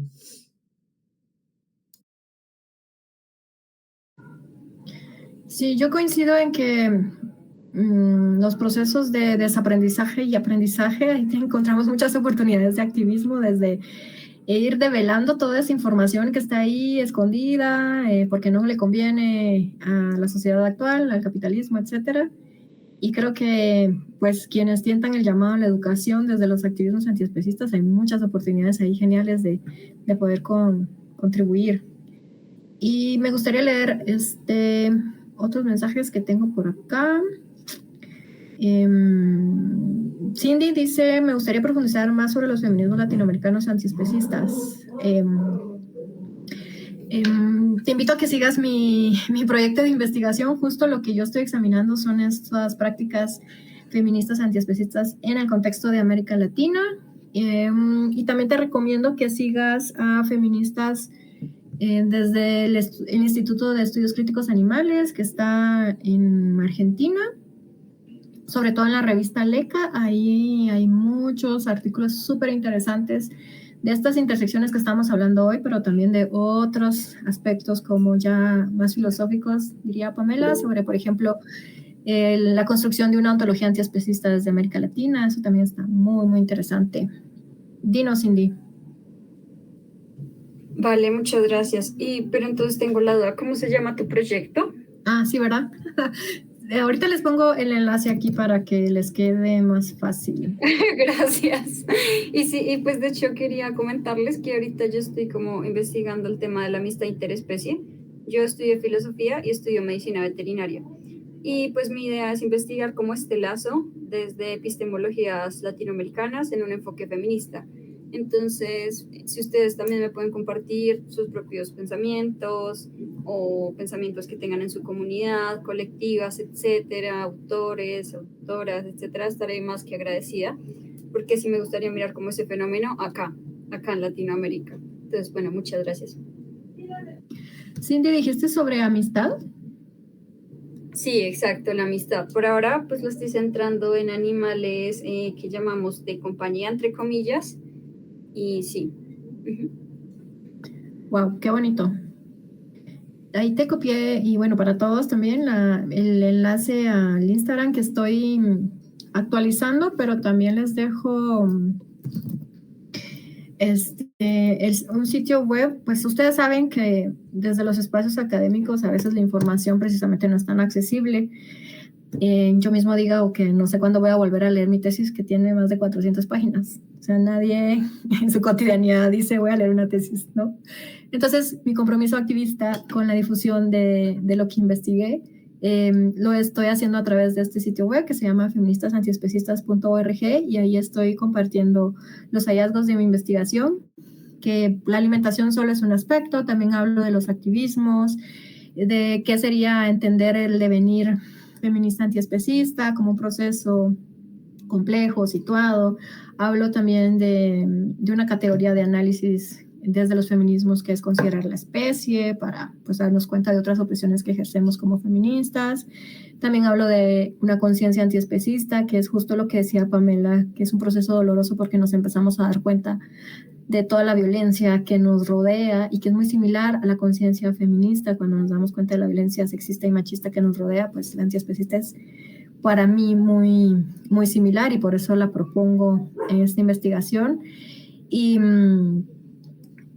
también voy a subir pues toda la bibliografía, porque a veces conlleva mucho tiempo encontrar como fuentes confiables, accesibles, y pues creo que está bien tenerlas como todos en una biblioteca donde podamos encontrar mucho. Entonces ese es mi compromiso. Aún no he terminado el sitio web, está en construcción, así que pues la invitación es que constantemente visiten Instagram. Gracias, Lidia. No sabía que tenías esta página web, ya la estoy leyendo, empezando a leer después de esta reunión. Nos quedan los últimos minutitos por si querés hacer una reflexión, por si querés hacer una invitación, por cómo querés cerrar este encuentro, además de, en mi caso, agradeciéndote a vos, a Nahuel y a toda la gente que estuvo y que participó. Tenemos los últimos minutitos, lamentablemente. No, pues también me uno a los agradecimientos. Siempre digo que estas actividades son valiosas y enriquecedoras en la medida en que todas las personas participamos. Y no se trata como de venir a enseñarle a nadie, sino que mi postura es como compartir lo que yo he aprendido. Y porque creo que este devenir antiespecista y vegana es constante y no sé si tiene fin. Yo creo que no, ¿verdad? Todos los días podemos aprender, sobre todo desaprender algo, y pues la invitación es a eso, a que podamos seguir teniendo ese pensamiento crítico que nos llevó a cuestionar la explotación animal, a seguir cuestionando pues nuestras propias prácticas, a enlazarlas a nuestro contexto, a otras causas que nos latan en el corazón. Y pues muy agradecida por este espacio, a Boyi, a Nahuel por la organización y por tomarme en cuenta. Ahí pues en estos sitios que les compartí me pueden encontrar. Igual acá les dejo mi correo electrónico por si quieren seguir la conversación, o en el caso por ejemplo de Cindy, si me recuerdas para mandarte bibliografía, yo encantada, solo con el recordatorio por favor. Ahí me encuentran en mi correo, así que me encantará seguir sabiendo sobre estas actividades y también sobre sus activismos. Gracias Cecilia por compartir tu proyecto. Así que pues eso, muchas gracias también a las compañeras que están con la interpretación del lenguaje de señas. Mil gracias por hacer accesible también esta información tan importante a otras personas humanas. Así que gracias. Y eso mismo quería destacar también al final, que me parece increíblemente hermoso que tengamos, que extendamos, ¿no?, la interseccionalidad también a personas sordas, que yo en lo personal hasta hace muy poco no las tenía en cuenta. Así que le agradezco muchísimo al grupo que en este momento está haciendo la interpretación.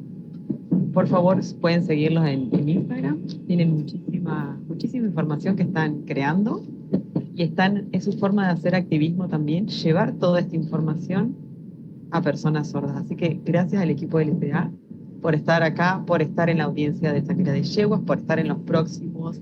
Están en todas partes llevando el veganismo también a personas que nosotros no íbamos a llegar nunca por porque estábamos muy limitados a hacerlo. Así que gracias a todos y a todas.